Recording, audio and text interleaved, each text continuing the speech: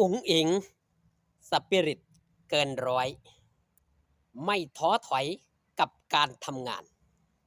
สวัสดีครับผมสวัสดีพี่น้องป้องปายมิตรหมอแคนแฟนหมอล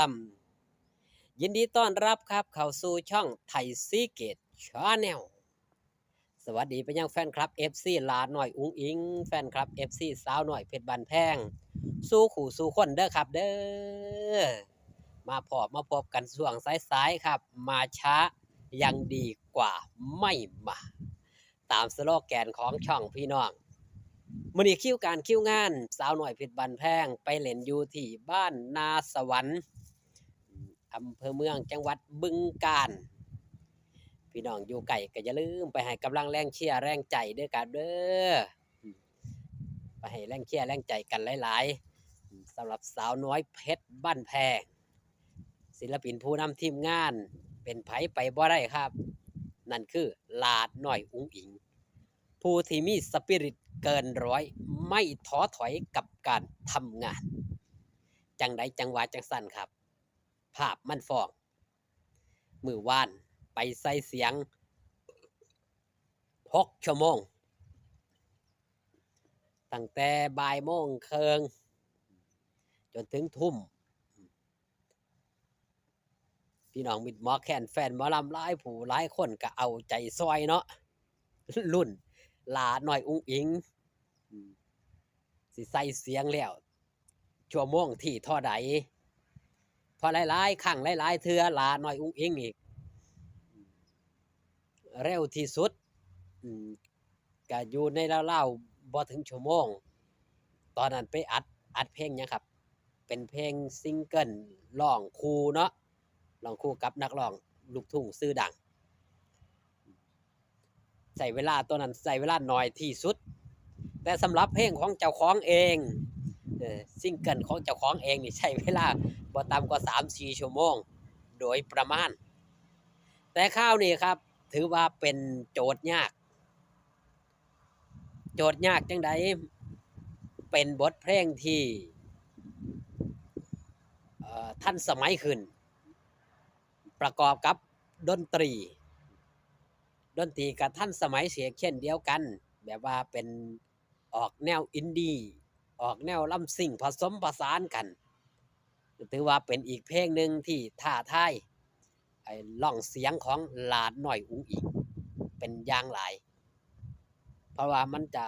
ฟังเบิ่งแล้วมันสิออกคือกับเพลงแวบๆของค่ายลำเพลินอินดี้เรคคอร์ดที่ทำสถิติในครั้งแรกของค่ายลำเพลินอินดี้เรคคอร์ดณตอนนั้น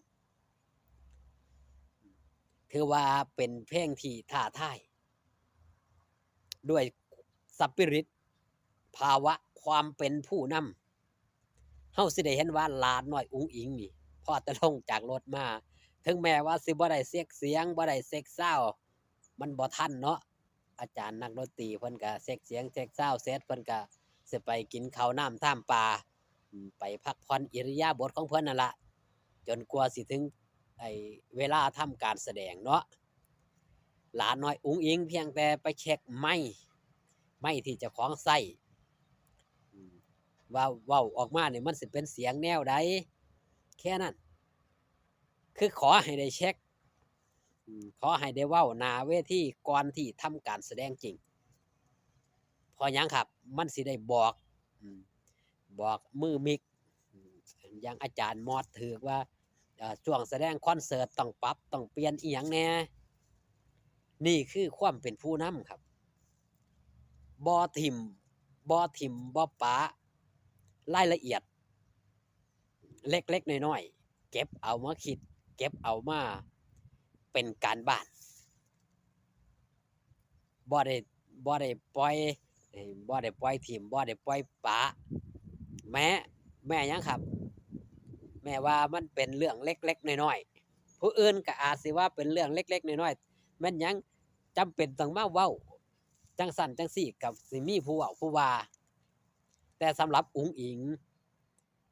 เป็นศิลปินผู้หยังครับผู้ที่มีความคิดความอ่านผู้ที่มีแนวคิดแนวคิดเป็นผู้ ผู้หลักผู้ใหญ่แนวคิดเป็นนักบริหารก็ว่าได้สำหรับหลาน้อยอุ๋งอิงได้ออกมาพบปะแฟนคลับ FC ถ้าเป็นศิลปินหลายผู้หลายคน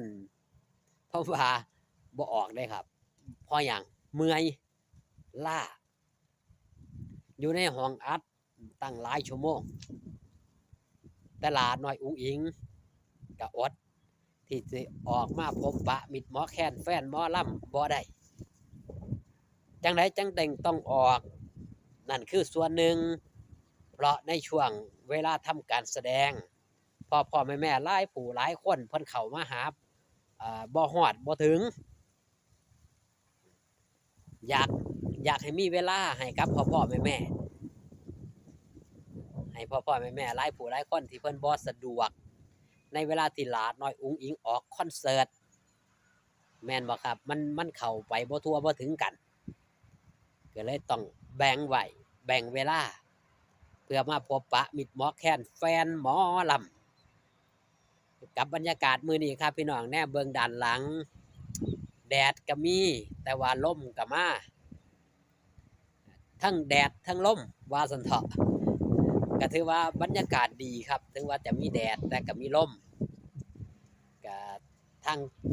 ไอ้กำฟังแม่น้ำโขงเนาะทั้งบึงกาฬกับฟังแม่น้ำโขง